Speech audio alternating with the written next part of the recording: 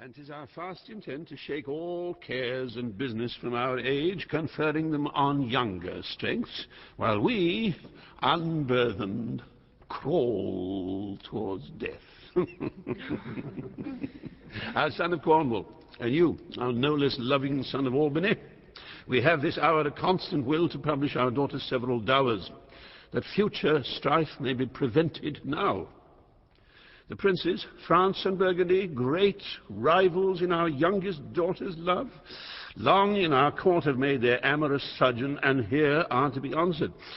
Tell me, my daughters, since now we will divest us both of rule, interest of territory, cares of state, which of you, shall we say, doth love us most, that we our largest bounty may extend where nature doth with merits challenge? Goneril, our eldest born, speak first. Sir, I love you more than words can wield the matter, dearer than eyesight, space and liberty, beyond what can be valued, rich or rare, no less than life, with grace, health, beauty, honor, as much as child e'er loved or father found, a love that makes breath poor and speech unable. Beyond all manner of so much, I love you. What shall Cordelia do? Love, and be silent.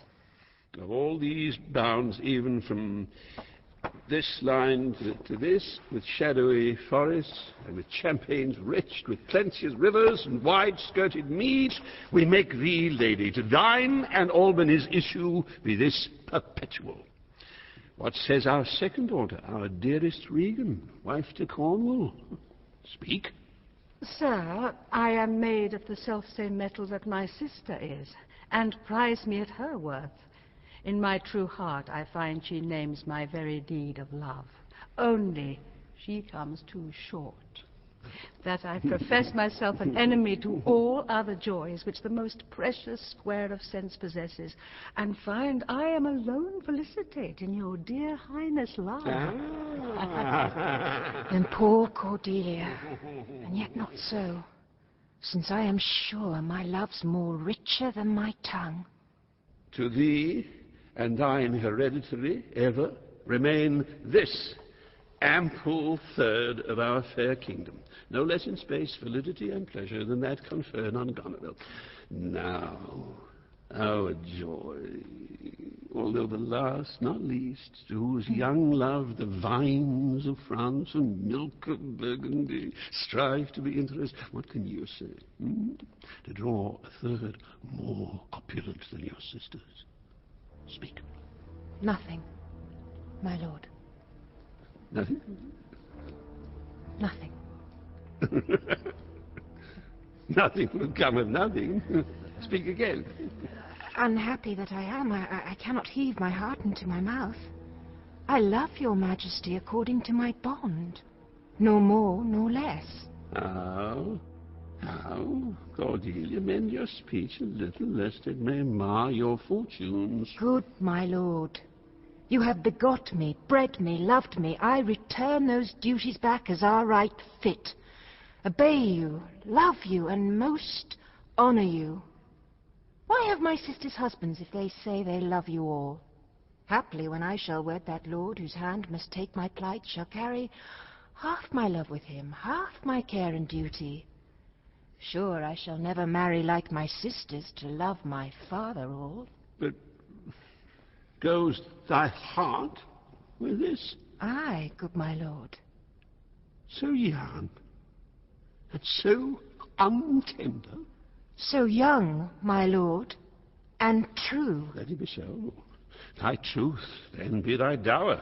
For by the sacred radiance of the sun, the mysteries of Hecate and the night, by all the operation of the orbs from which we do exist and cease to be, here I disclaim all my paternal care, propinquity and property of blood, and as a stranger to my heart and me, hold thee from this forever. The barbarous Scythian, or he that makes his generation messes to gorge his appetite, shall to my bosom be as well neighboured, pitied, and relieved as thou, my sometime daughter. Good my liege. Oh, peace, kid. Come up between the dragon and his wrath. I loved her most, and thought to set my rest on her kind nursery. Hence, and avoid my sight, so be my grave my peace, as here I give her father's heart from her. Call France. Oh, sir! All Burgundy! Cornwall and Albany. With my 2 daughters' dowers digest this 3rd. Let pride, which she calls plainness, marry her.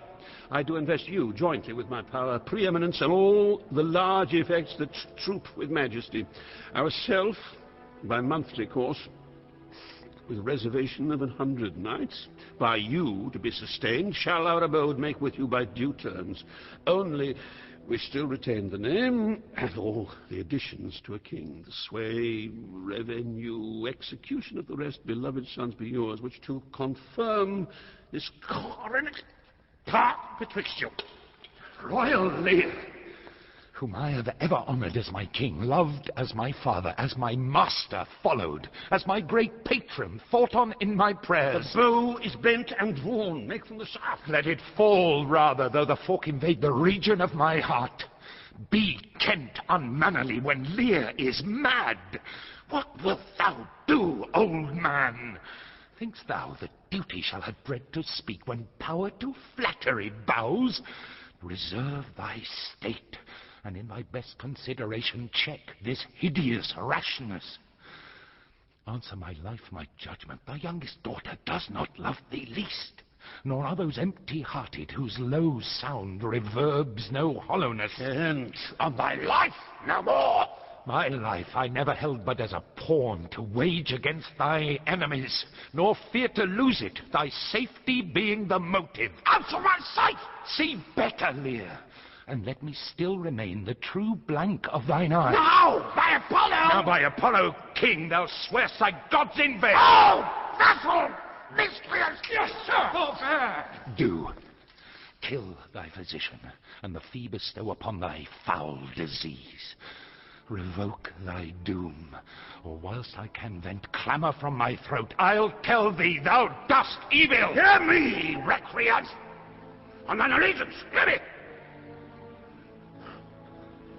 Since thou hast sought to make us break our vow, which we durst never yet, and with strained pride to come between our sentence and our power, which nor our nature nor our place can bear, our potency made good, take thy reward. 5 days we do allot thee for provision to shield thee from diseases of the world, and on the 6th to turn thy hated back upon our kingdom. If on the 10th day following thy banished trunk be found in our dominions, the moment is thy death. Away, for Jupiter, the sun of the universe. Fare thee well, king. Sit thus thou wilt appear. Freedom lives hence, and banishment is here. Cordelia, the gods to their dear shelter take thee, maid, that justly think'st and hast most rightly said. And your large speeches may your deeds approve, that good effects may spring from words of love. Thus Kent, O princes, bids you all adieu. He'll shape his old course in a country new. Here's France and Burgundy, my noble lord. My lord of Burgundy, we first address you, who with this king hath a rival for our daughter. What, in the least, will you require in present dower with her, or cease your quest of love? Most royal majesty, I crave no more than what your highness offered, nor will you tender less. Right noble Burgundy, when she was dear to us, we did hold her so. But now her price is fallen. So there she stands. If aught within that little seeming substance, or all of it with our displeasure feast, and nothing more may fitly like your grace, she's there, and she is yours. I know no answer. Will you? with those infirmities she owes, unfriended, new adopted to our hate, dowered with our curse, and strangered with our oath, take her